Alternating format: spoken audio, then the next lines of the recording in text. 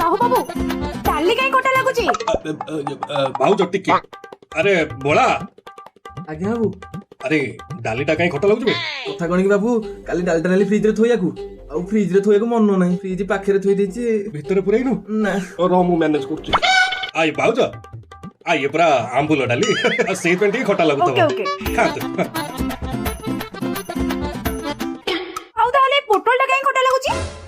ଆବେ ପୋଟଳ ରସା କାଇଁ ଖଟା ଲାଗୁଛି ବା कथा कौन कि बाबू डालिया पोटल सा दीटा नहीं फ्रिज रे पुरेइली किंतु फ्रिज सुइज आ मारियाकू मन नाही ଆରେ ଫ୍ରିଜ ସୁଇଚ ତ ସଦାବେଳେ ଅନ୍ ହେଇକି ରହିବା କଥା ତାକୁ ଅନ୍ ଅଫ୍ କାଇଁ କରୁଛୁ ହଉ ରହ ମୁଁ ମ୍ୟାନେଜ କରୁଛି ଭାଉଜ ଆଉ ସେ ଯୋଉ ଆମ୍ବୁଲ ଡାଲି ଯୋଉ ଇଏ ହେଇଥିଲା ଆମର କଡେଇରେ ଆଉ ସେଇ କଡେଇରେ ପୋଟଳ ରସା କରିଦେଇଛନ୍ତି ଆଉ ସେଥିପାଇଁ ଆଂଶିକ ଖଟା ଲାଗୁଥାଇ ପାରେ ए आलू भजा भी खटा लागुची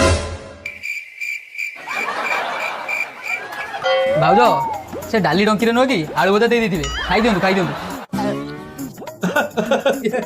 ଆମର ଯେ ରେଗୁଲାର କଷ୍ଟମର ତାଙ୍କୁ ଆଉ ବୁଝିବାକୁ ପଡିବ ନାହିଁ या मनुक रे थोड़ा पाखे किसी होटेल नहीं बोली बाध्य ठेसी खाଇବା କଥା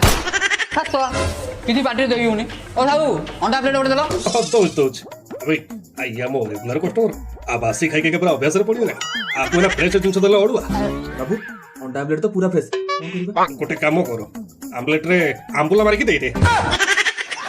ସବୁ ଆଇଟମ ଗୁଡା ଖଟା ଲାଗିଲେ ଆଉ ଗଲା କେହି ଆଉ କମ୍ପ୍ଲେନ କରିବାର ନାହିଁ ଆଉ କଣ